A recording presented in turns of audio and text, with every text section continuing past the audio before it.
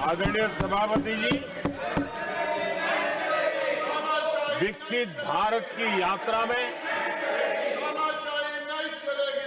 बीते वर्ष देश के तेज प्रगति से विकास के वर्ष रहे हैं। Nothing will go on record except the Prime Minister's जीवन speech. के हर क्षेत्र में, समाज के हर वर्ग को उनके जीवन में परिवर्तन का एक कालखंड रहा है। एक सही दिशा में तेज गति से देश आगे बढ़ रहा है। आदरणीय राष्ट्रपति जी ने बहुत ही बढ़िया तरीके से पूरी संवेदनशीलता के साथ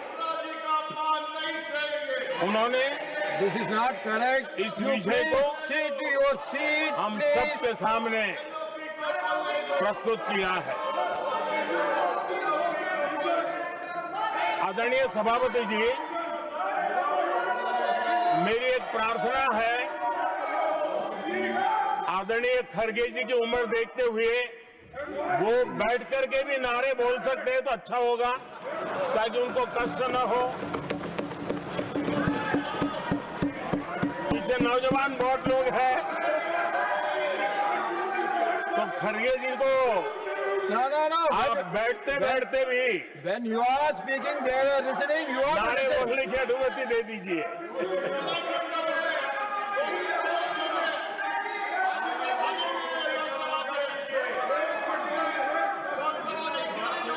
आदरणीय सभापति जी, राष्ट्रपति जी ने इस देश के मध्यम वर्ग, इस देश के निम्न मध्यम वर्ग, इस देश के गरीब, इस देश के गांव, इस देश के किसान, महिलाएं, विज्ञान हो, प्रौद्योगिकी हो, कृषि हो, सभी विषयों को लेकर के बहुत ही विस्तार से भारत के प्रगति का एक स्वर संसद में गूंजा है।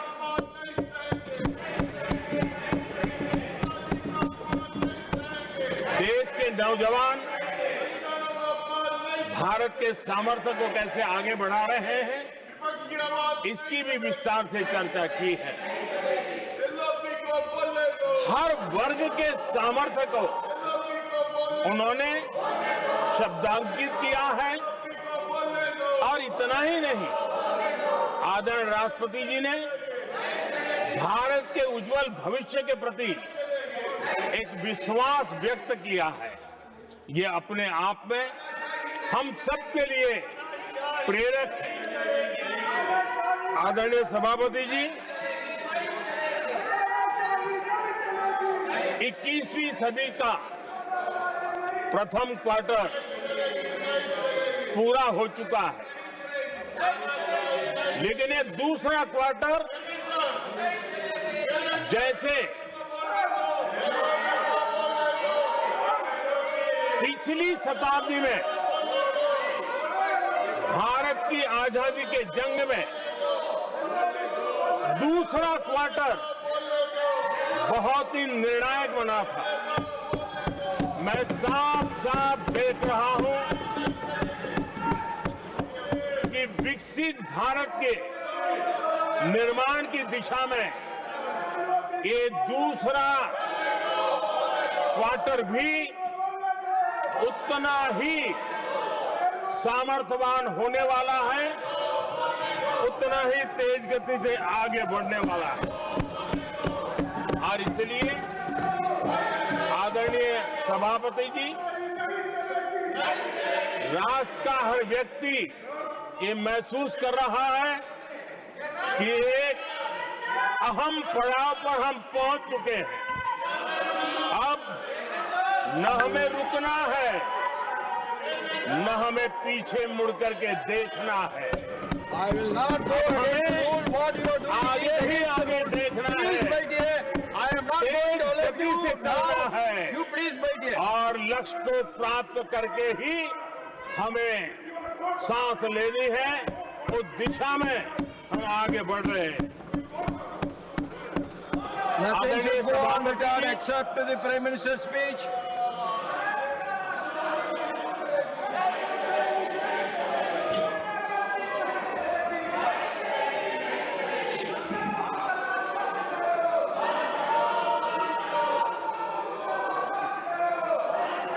आदरणीय सभापति जी,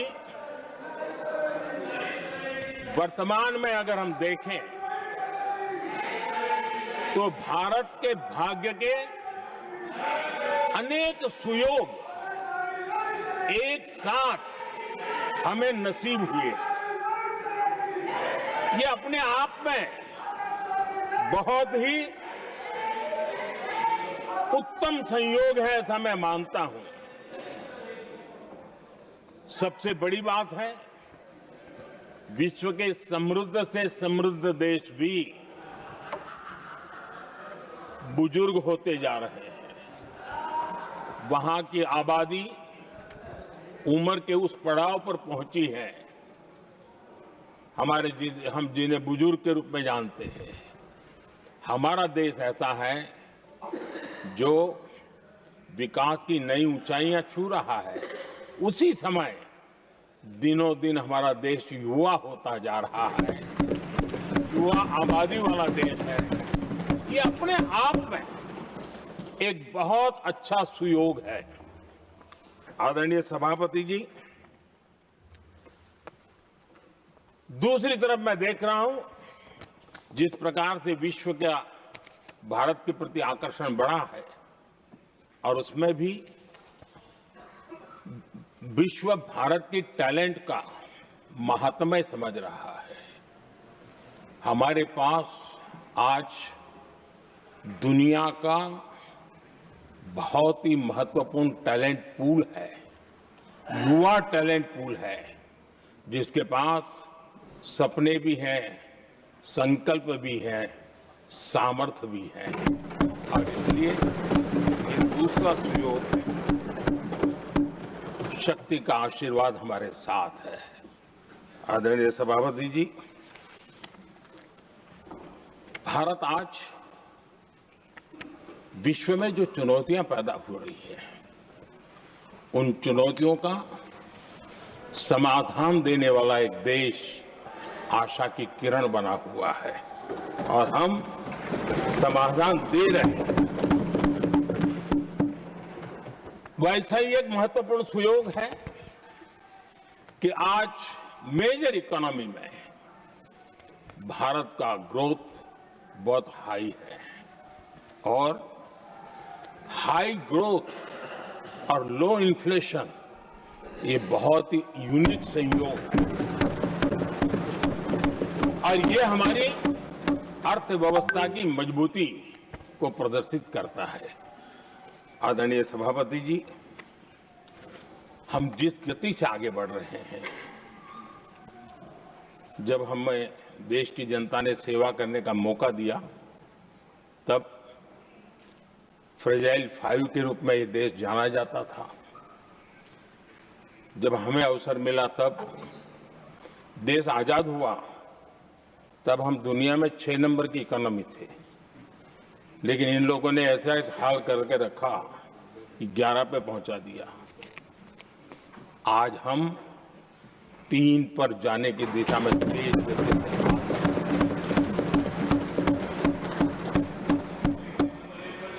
आदरणीय सभापति जी, आज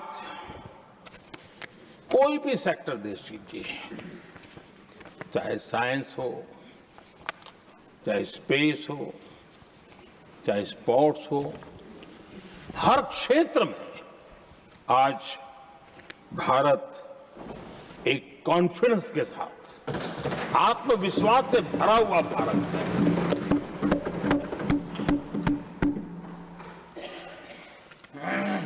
कोविड के बाद विश्व में जो स्थितियां पैदा हुई और ऐसी नई नई चीजें जुड़ती गई, आज दुनिया संभल नहीं पा रही है। ऐसे में साफ साफ नजर आ रहा है कि दुनिया एक नए ग्लोबल ऑर्डर की तरफ, नए वर्ल्ड ऑर्डर की तरफ आगे बढ़ रहा है। सेकेंड वर्ल्ड वॉर के बाद एक वर्ल्ड ऑर्डर बना था, अब एक नए वर्ल्ड ऑर्डर की तरफ विश्व बहुत तेजी से आगे बढ़ रहा है। और सबसे बड़ी खुशी की बात है, सारी घटनाओं का अराजनीतिक तरीके से निष्पक्ष भाव से विश्लेषण करेंगे तो झुकाव भारत की तरफ है।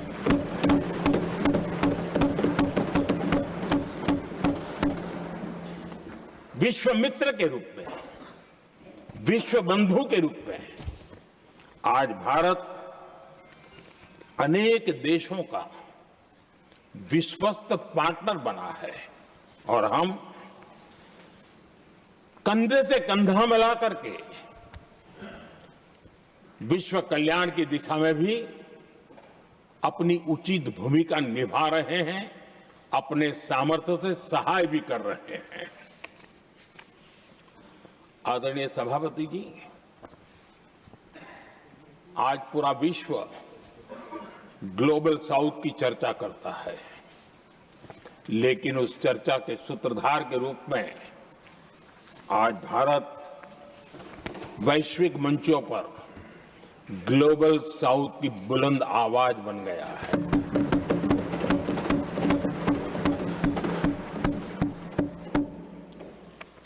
अनेक देशों के साथ आज Bharat future ready trade deals कर रहा है। पिछले कुछ ही समय में दुनिया के महत्वपूर्ण 9 बड़े देशों के साथ 9 बड़े हमारे ट्रेड डील हुए हैं और उसमें मदर ऑफ ऑल डील एक साथ 27 देशों के साथ, यूरोपियन यूनियन के साथ।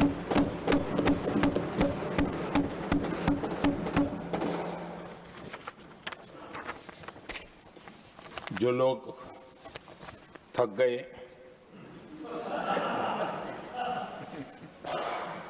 बेचारे चले गए, लेकिन कभी न कभी उनको जवाब देना पड़ेगा कि देश की ऐसी हालत कैसे बना के रखी थी कि दुनिया का कोई देश हमसे डील करने के लिए आगे नहीं आता था। आपने कोशिश की होगी, पीछे पीछे पीछे बहुत चक्कर लगाए होंगे, लेकिन किसी ने आपकी तरफ देखा भी नहीं होगा। क्या स्थिति ऐसे पैदा है? दुनिया के देश ऐसे ही भारत के साथ डील नहीं कर रहे हैं। आदरणीय सभापति जी,